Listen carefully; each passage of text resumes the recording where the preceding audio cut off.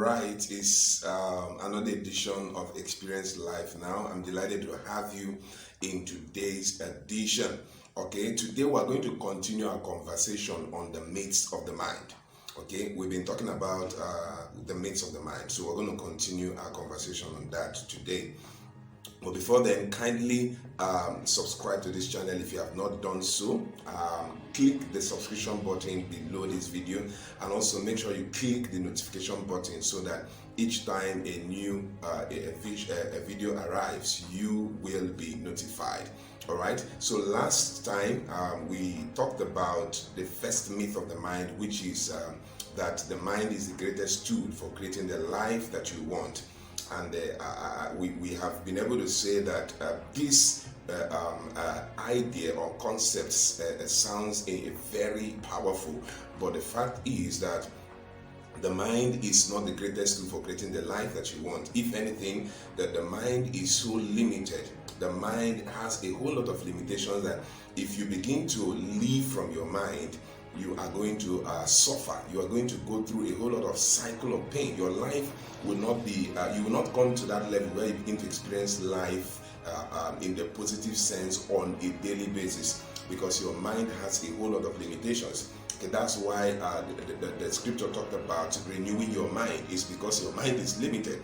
And in the first place, the mind was not given to us as a tool for us to create the life that we are supposed to have. It was not given to us to be as a source from which we are going to take the meaning of life from, because we're talking about defining yourself, okay, or taking your real identity from this mind. The mind cannot give you the full concept of who you are, your true identity, because of its limitations. Okay, so if you want to define yourself by what your mind says or by what you can conceive in your mind, you are going to limit your life. You will limit your life.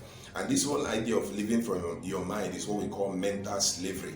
And it happened during the fall, okay? When man fell, he was reduced to, living from his mind. He deviated. That's why we call it, deviation. Okay, there was a deviation from the real source of his identity. He switched from his real source of identity and began to depend on his mind. He began to imagine himself from his mind. He began to take definitions from his mind. And the problem with the mind is that as powerful as it is, okay, we're not trying to undermine the power of the mind. The mind is powerful.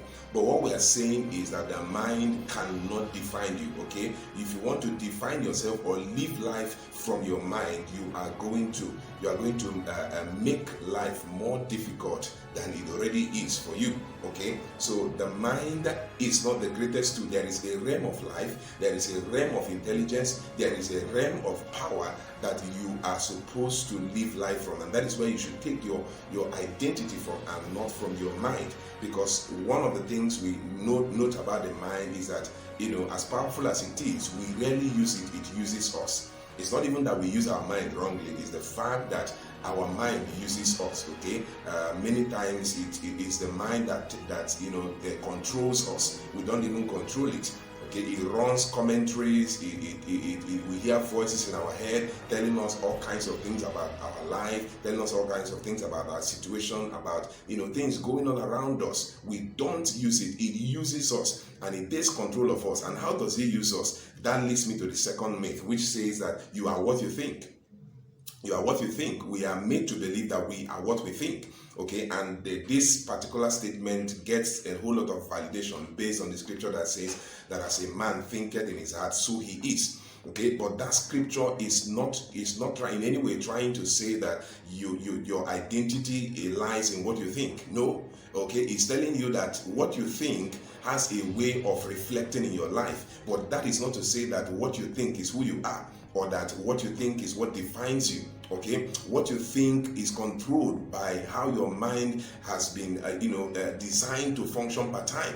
That's why the Bible talked about renewing your mind, okay, being transformed by the renewing of your mind. It's because of how limited your mind is. Your mind is always engaged in compulsive thinking. You are not the one engaging it. It's your mind is taking control of you, engaging you in all kinds of compulsive thinking. And this is at the root of suffering. As long as you are living from your mind, you are mentally enslaved, and you will never get to experience life, okay, the way you ought to experience it. When we talk about the real stuff that life is made of, okay, peace, joy, fulfillment, satisfaction, and all of these beautiful things. As long as you are living from your mind, you will never get to that point where you begin to experience these things. So these two myths are what we're going to consider for today, and then by next broadcast we're going to talk about many more myths. I'd like you to keep tabs and position your heart to receive more, so that we can be able to get into that realm of life, that realm of intelligence.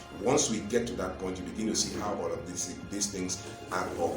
Until I come your way again next time, I would like you to keep experiencing life now.